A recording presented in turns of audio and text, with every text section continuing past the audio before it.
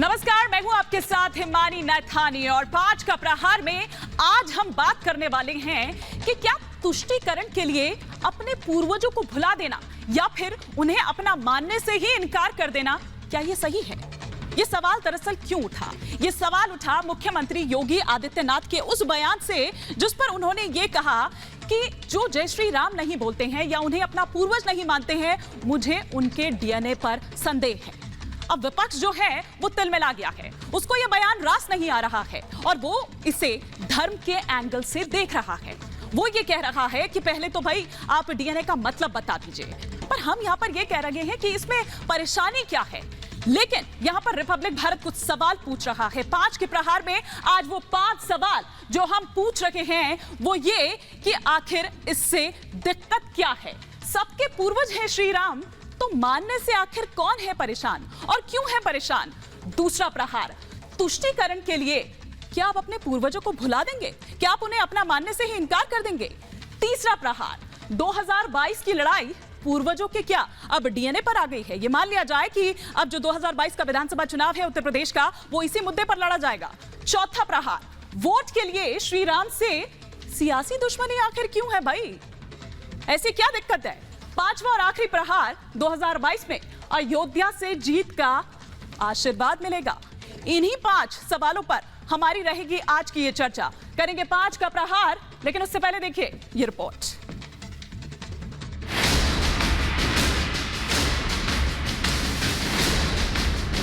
श्री राम को पूर्वज मानने से परेशानी क्यों? जय जय श्री राम।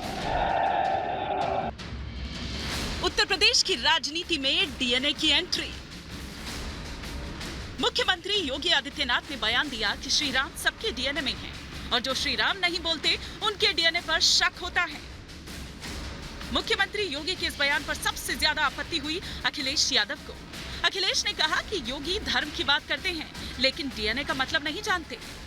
डीएनए को लेकर के मैंने सुना है जिस तरीके से हमारे मुख्यमंत्री जी को लैपटॉप चलाना नहीं आता है इसलिए लैपटॉप नहीं बांटा।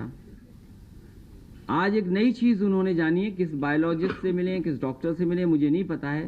शायद वो डीएनए भी नहीं जानते होंगे, आखिरकार डीएनए क्या है और डीएनए का फुल फॉर्म भी नहीं जानते हैं। मैं तो पत्रकार साथियों से कहूंगा कि वो जहां कहीं भी हों, आप अपना कैमरा लगा दीजिए और उनसे पूछिए डीएनए क्या है।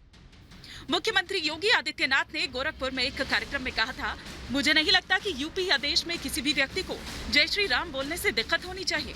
श्री राम हमारे पूर्वज थे, हमें इस पर गर्व होना चाहिए और जो लोग ऐसा नहीं मानते, मुझे उनके डीएनए पर थोड़ा शक है।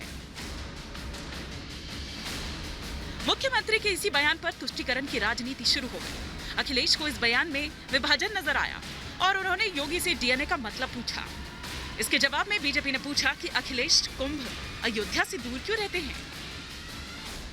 क्यों वो प्रोफेसर हैं क्या, जो स्टूडेंट हैं उनके क्या मतलब, उनके बारे में जो बोला गया जिनके बारे में, वह बोला इसलिए गया है कि जो इस धरती पर आए हैं, इस भारत की धरती पर हैं, वह सारे के सारे लोग भारतवासी हैं। और अखिलेश जी वकील ना बने ऐसे लोगों के जो न राम को मानने वाले हैं न देश को मानने वाले हैं, सदा जो रामद्रोही का काम किए हैं, जो देश विरोधी शक्तियों को प्रश्रय देने का काम किए, उनके वकील न बने। मुख्यमंत्री योगी आदित्यनाथ ने डीएनए वाला बयान इंडोनेशिया के लोगों को केंद्र बनाकर दिया था। योगी ने कहा था कि इंडोनेशिया के लोग भले ही धर्म बदलकर मुस्लिम हो गए हों, लेकिन वो मानते हैं कि श्री राम उनके पूर्वज हैं। इसीलिए आज भी मुस्लिम बहुल देश होते हुए भी ज्यादातर आबादी राम भक्त है। लेकिन ये बात मानने से भारत के लोगों को परेशानी होती है। Bureau report, Republic Bharat.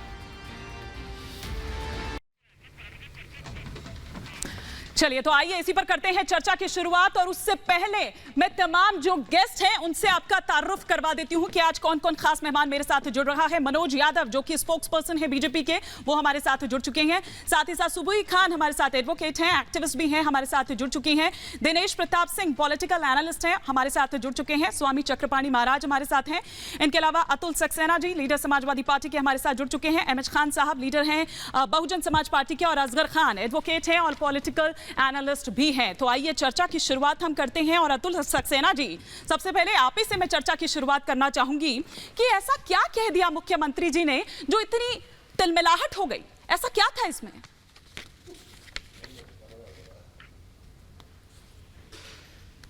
Lok Sabha चुनाव हमारे नजदीक हैं। 5 साल का समय जनता ने योगी जी को कार्य करने के लिए दिया, तो मुख्यमंत्री योगी जी के पास आज जनता को बताने के लिए कुछ नहीं है। आज दौड़ फिर के वो फिर से हिंदू मुस्लिम धर्म पे बात करने पे आ रहे हैं। अखिलेश यादव जी का ये सवाल जो उनसे डीएनए को लेकर के है, ये सही है। जिस मुख्यमंत्री को लैपटॉप चलाना नहीं आता हो, वो डीएनए का मतलब क्या जानता होगा? उनका सवाल गलत नहीं है। दूसरा सा, आप जानते होंगे कि नेशनल ह्यूमन राइट कमीशन एक होता है, जिसको जेनेवा में ट्रीटी के तहत एक संधि हुई थी, वहां पे लोगों के मानव अधिकार की बात करी गई थी।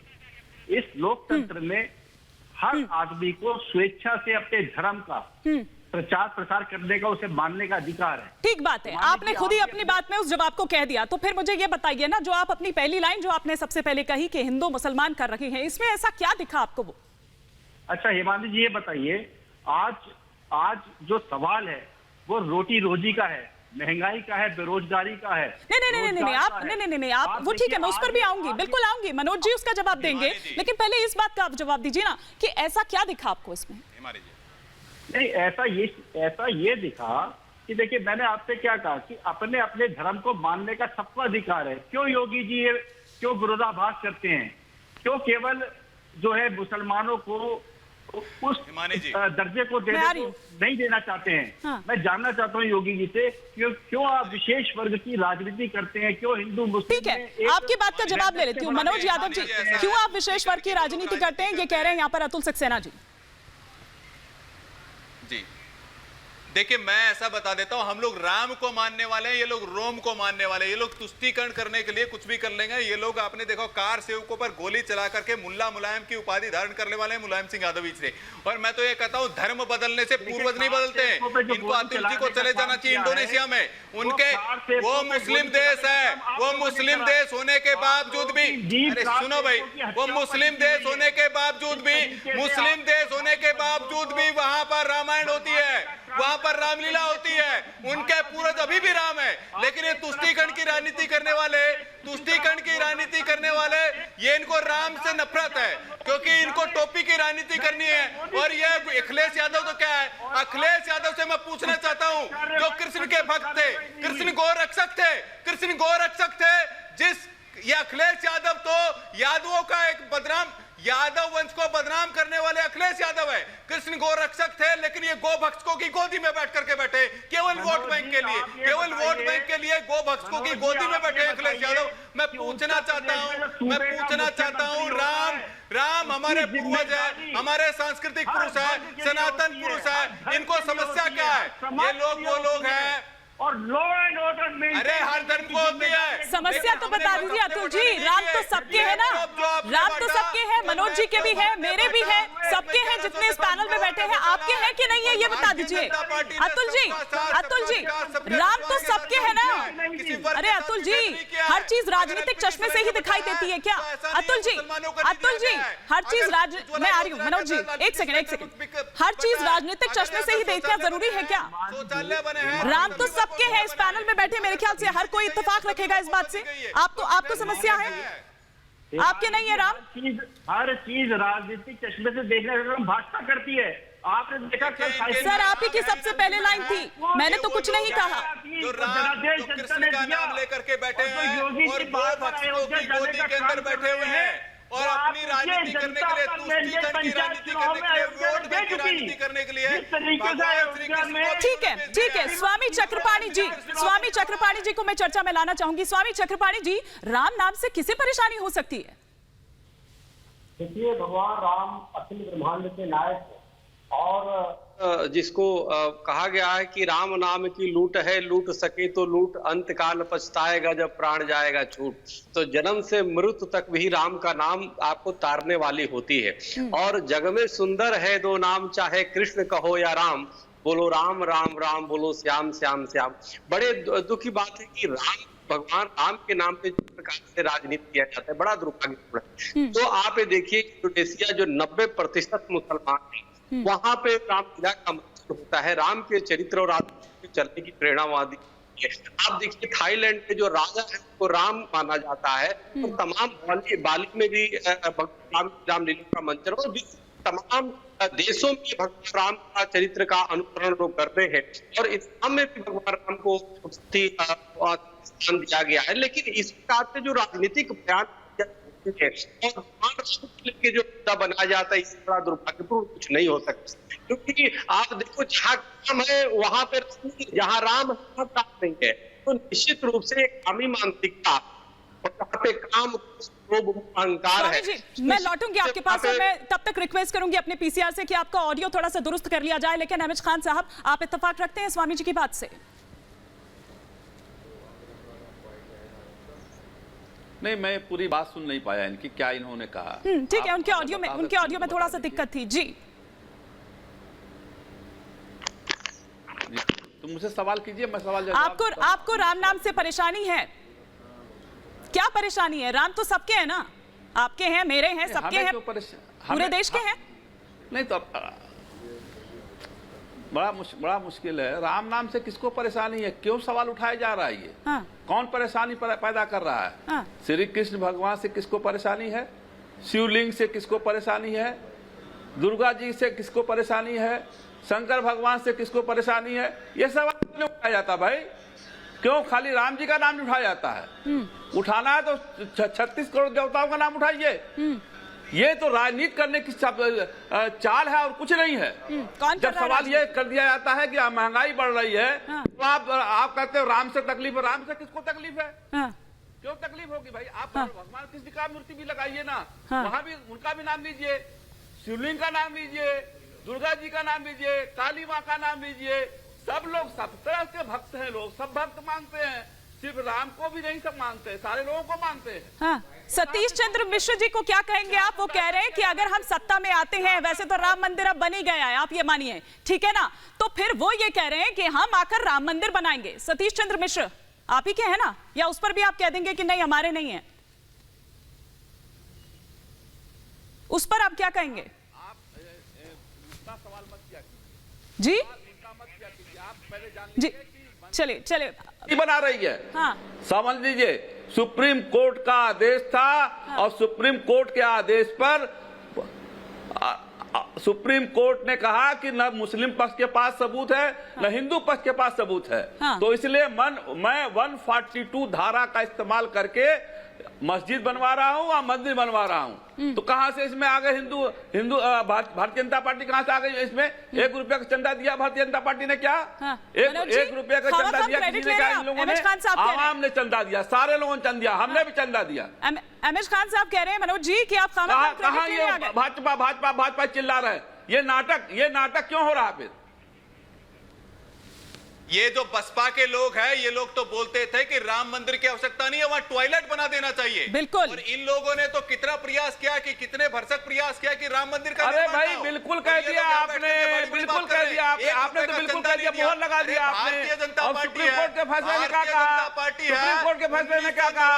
अब तो मंदिर बन रही है ना, आप नहीं बना रहे हो, आप नहीं बना रहे हो, आप झूठ फैलाओ मत, आप झूठ मत फैलाओ। आप मैं बना रहा हूँ, मैं बना रहा हूँ।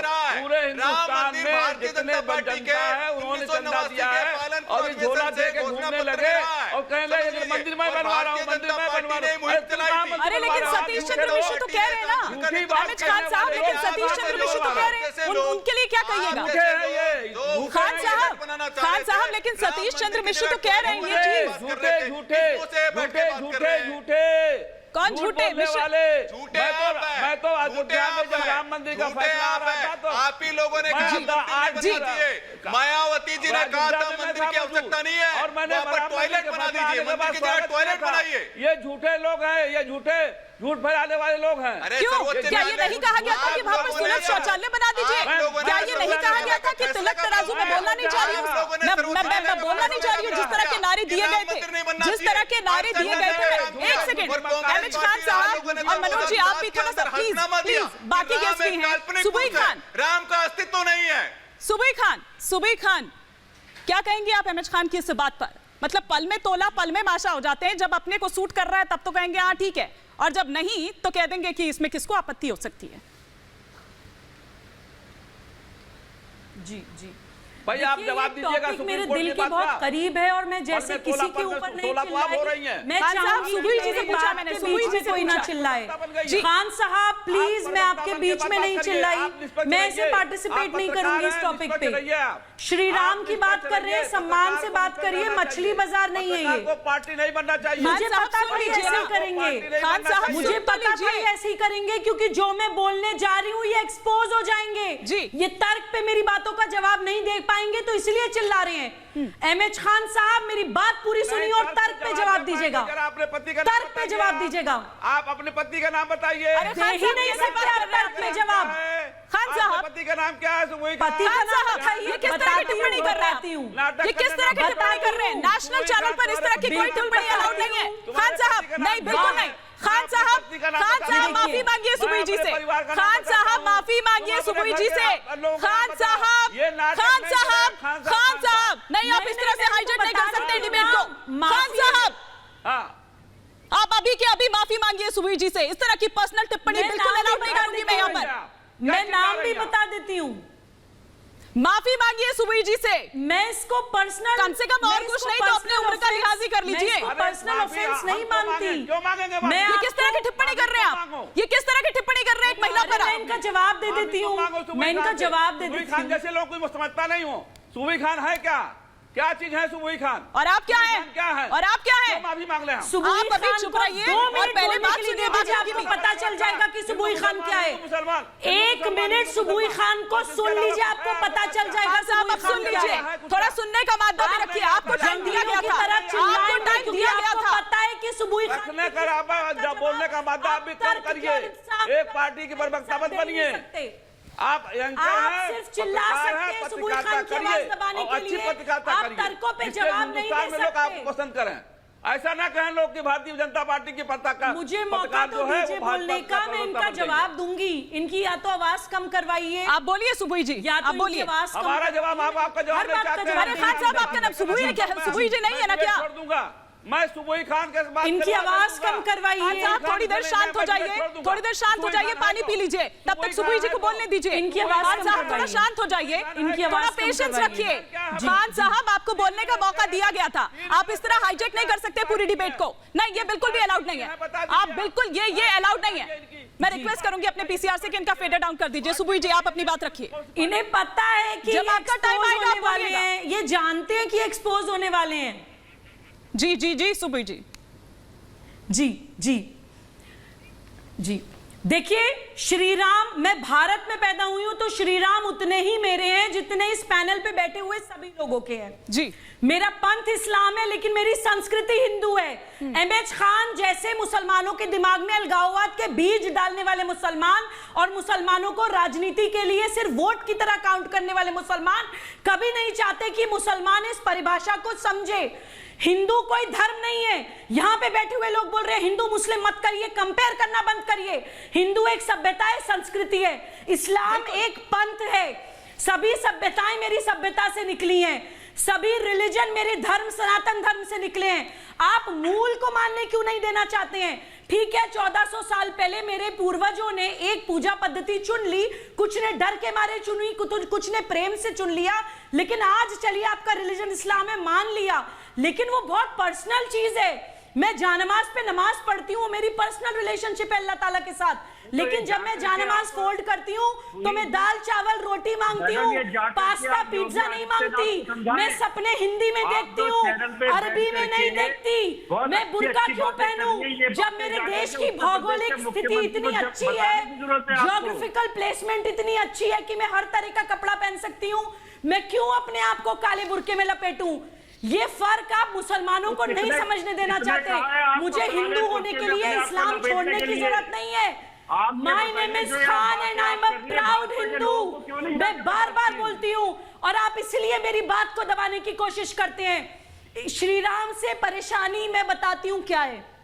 श्री राम से सियासी दुश्मनी है बांटने वालों को, जो मुसलमान को भी बोलते हैं कि नहीं तुम हिंदू नहीं हो, जो सिख भाइयों को भी बोलते हैं तुम हिंदू नहीं हो, जो दलित भाइयों को भी बोलते हैं तुम हिंदू नहीं हो। अतुल सक्सेना जी बांटने की राजनीति कर रहे हैं। हिंदू एक राष्ट्रीय वोट के लिए, वोट के लिए अतुल जी, इससे पहले कि मैं अजहर खान का रुख करूं, उससे आप लोग ठीक है चिढ़ते सुबुई हैं। जी, ठीक है। इससे पहले कि मैं अजहर खान का रुख करूं, अतुल सक्सेना जी एक कमेंट मैं आपसे चाहूंगी सुबुई जी की इस बात पर।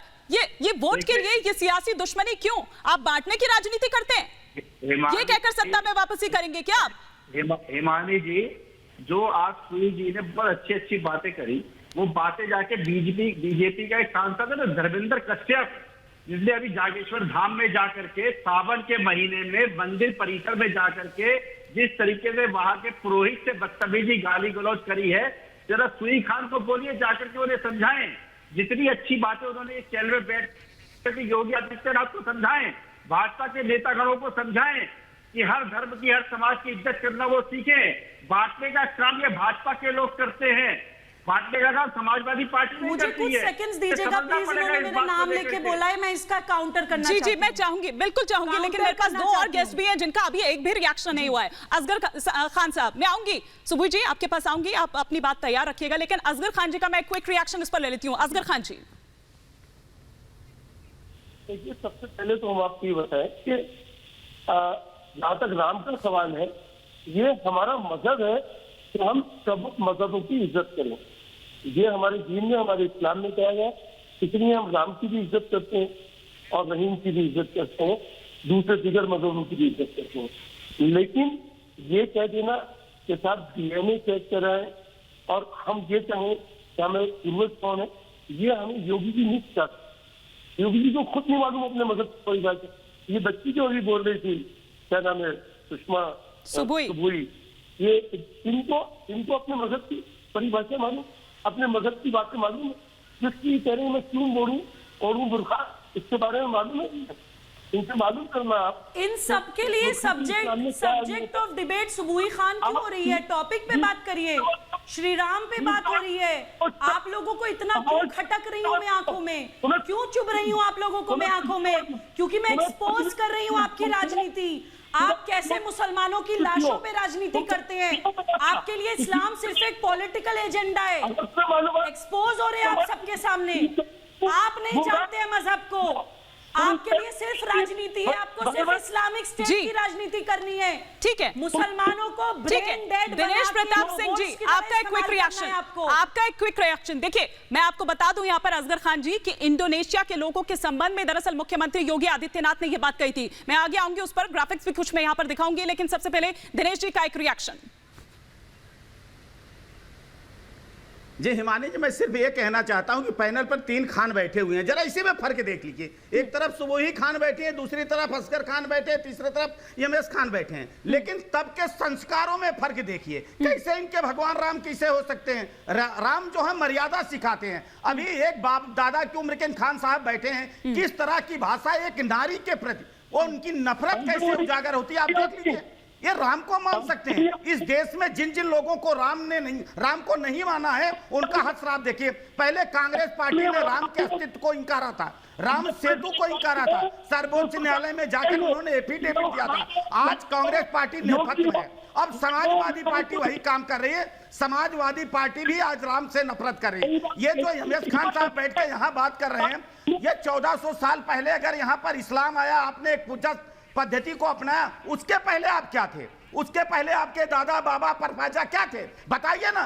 आज तो डीएनए की मैपिंग है इस देश में। आप जानते हैं जो सवाल अखिलेश यादव आरएनए और डीएनए की कर रहे थे, सबको आता है, मुझे भी आता है, मैं भी विज्ञान का छात्र रहा हूं। आज तो आप डीएनए टेस्ट करा के पता कर सकते हैं कि आपके पूर्वज क्या रहे हैं, अगर आपको जानकारी हासिल करनी हो। लेकिन आपके अंदर से इस तरह से खान साहब नफरत और एक महिला के प्रति ये शोभा नहीं देती है। मुझे लगता है आपको माफी मांगनी चाहिए। अगर राम को नहीं स्वीकार कर सकते हैं तो देश आप जैसे लोगों को कैसे स्वीकार कर लेगा? ये जो राजनीतिक लड़ाई हो सकती है, समाजवादी पार्टी की बसपा के साथ लड़ाई हो सकती है, बसपा की लड़ाई भाजपा के साथ हो सकती है, लेकिन ये राम के साथ कैसे लड़ाई हो सकती है? राम के साथ कैसे लड़ाई हो सकती है? और समाजवादी पार्टी को तो मैं यहाँ पर यह भी कहना चाहती हूँ कि आप तो विकास के मुद्दे पर आने वाले थे ना, तो फिर अचानक ये क्या हो गया? चलिए एक बार मैं जल्दी से फटाफट से जो दर्शक हमारे साथ अभी अभी जुड़े हैं, क्या है मुख्यमंत्री योगी आदित्यनाथ ने? सबके पूर्वज है श्री राम, जय श्री राम बोलने में आखिर परेशानी क्या है? और जिसे श्री राम बोलने में दिक्कत है, श्री राम हमारे पूर्वज हैं, हमें तो इस पर गर्व होना चाहिए, और जिसे इसे बोलने में दिक्कत है या जो नहीं मानते हैं उनके डीएनए पर संदेह है। तो ये बात यहां पर योगी आदित्यनाथ ने कही।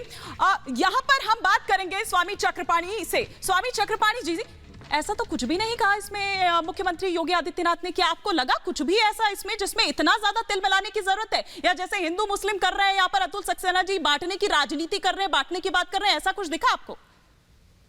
देखिए, ना यहाँ हिंदू मुस्लिम की बात है और न किसी प्रकार की पार्टी बाजी करने की। देखिए, वो पार्टी एक दूसरे के वैचारिक मतभेद हो सकते हैं, लेकिन भगवान श्री राम से जिस प्रकार से, यानी कि बीजेपी से लड़ते लड़ते या पार्टियों से लड़ते लड़ते, सत्ता से लड़ते लड़ते जिस प्रकार से धर्म से लड़ते लगते हैं, भगवान राम की आलोचना करने लगते हैं, ये बड़ा दुर्भाग्यपूर्ण है। जब बताइए, भगवान राम हो, भगवान कृष्ण सबके लिए है, और भगवान श्री राम अखिल ब्रह्मांड के नायक, कि इंडोनेशिया से लेकर के लैंड और बाली और इसके तमाम देश जिसको श्री राम को आदर्श मानता है, और जिस भगवान राम के प्रति महसूस करता है, तो लगने में राज वहां पे महेश जी ने विश्व एक राष्ट्र की परिकल्पना है, भगवान राम को एक आदर्श माना जाता है, और इससे सोच ठीक है स्वामी जी, मैं लौटूंगी आपके पास, लौटूंगी। आपके ऑडियो में लगातार दिक्कत है, लेकिन फिर भी मैं अतुल सक्सेना जी आपसे ये समझना यहां पर चाहूंगी, आप भी जब ये मुद्दा आता है जिस तरह से लपकते हैं वो चीज ये बताती है कि भैया चुनाव आ गया है प्रदेश में, लेकिन आप तो कह रहे थे कि आप विकास की बात करेंगे, साइकिल रैली आप निकालते हैं, क्या हुआ उस विकास का, क्या हुआ उन बातों का, क्या हुआ उन दावों का? हिमानी जी, कल जिस तरीके से साइकिल रैली निकाली गई और अभूतपूर्व साइकिल रैली निकली, आपने देखा जिस तरीके से उत्तर प्रदेश के सभी जिलों में तहसील अभूतपूर्व, ये अभूतपूर्व मेरे को इससे पहले नजर नहीं आई। आपको याद है कि लास्ट कब निकाली थी या कब सड़कों पर उतरे थे आप इस लाल टोपी और साइकिल के साथ? नहीं, 10 सेकंड आप दे दीजिए मुझे। नहीं, मैं आप ही से पूछ रही हूँ सर, आप ही से पूछ रही हूँ, लास्ट कब निकाली थी ये रैली?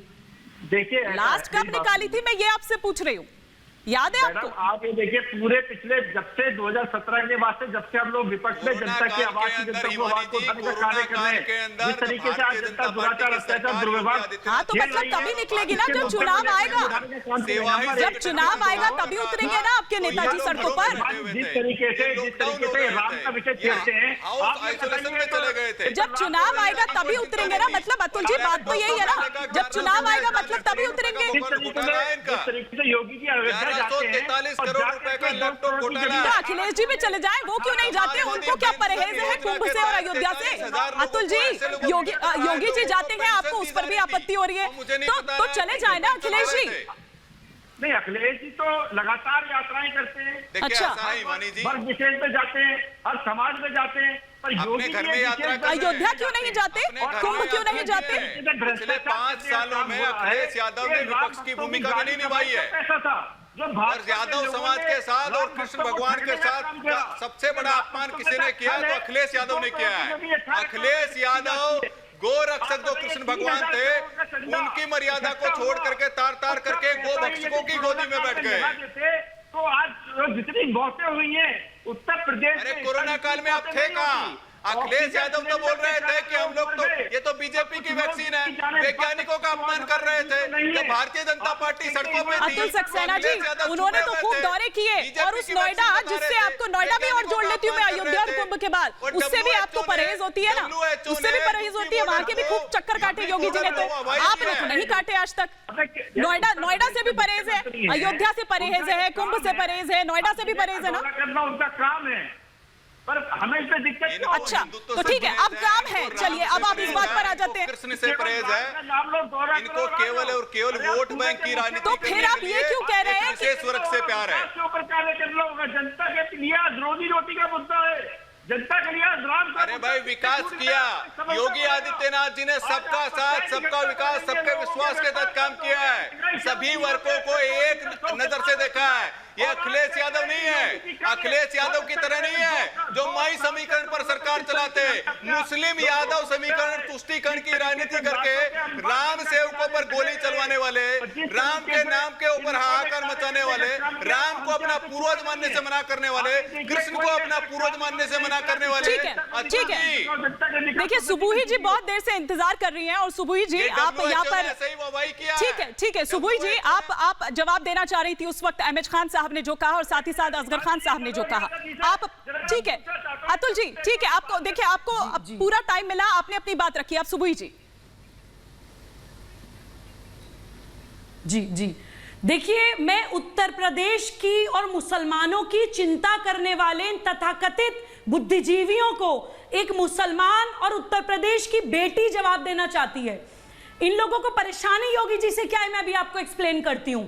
यही लोग मुझे बताएं, क्या योगी जी अच्छे एडमिनिस्ट्रेटर नहीं है? क्या उत्तर प्रदेश में महिला सुरक्षित नहीं है? क्या उत्तर प्रदेश में कोविड मैनेजमेंट ठीक नहीं हुआ है? 23 करोड़ पॉपुलेशन है यूपी की, 18 घंटे मेरे चीफ मिनिस्टर ने काम किया है। क्या उत्तर प्रदेश में जीडीपी ग्रोथ नहीं हुई है? क्या इन्वेस्टर्स ने आके इन्वेस्ट नहीं किया है देश विदेश से? जीडीपी ग्रोथ में नंबर 2 पर है उत्तर प्रदेश। क्या भूमाफिया को, अपराधियों को, आतंकवादियों को जमींदोज नहीं किया है मेरे चीफ मिनिस्टर ने? मेरे चीफ मिनिस्टर को आप जातिवाद के नाम पे बदनाम करने की कोशिश करते हैं। ये मत भूलिए कि वो योगी है जो अपना पिंडदान करके योगी बनाओ, जिसको अपने शरीर से लालच ना हो। आप लोग उसके लेवल पर कभी पहुंच ही नहीं सकते हैं। आप लोग हमेशा धर्म सत्ता और राजसत्ता की वो गंदी राजनीति करते हैं जो ना ही सिर्फ लोगों की बल्कि इंसानियत की, प्रकृति की लाश पे अपनी सत्ता चला रहा है। अब भारत जाग गया है, अब हर वर्ग ये जाग गया है कि हिंदू एक राष्ट्रीय पहचान है। हिंदू कोई रिलीजन नहीं है। हिंदू मुस्लिम करके डिवीजन मत क्रिएट करिए। मुसलमान साहब डर गए हैं क्या आप लोग? सांस्कृतिक पहचान हिंदू डर गए हैं, इसीलिए इस तरह की स्ट्रैटेजी जो है अब, इसीलिए इस तरह के जो साम दाम दंड भेद हैं अब वो आप अपना रखे हैं। कहां खड़ी है बीएसपी?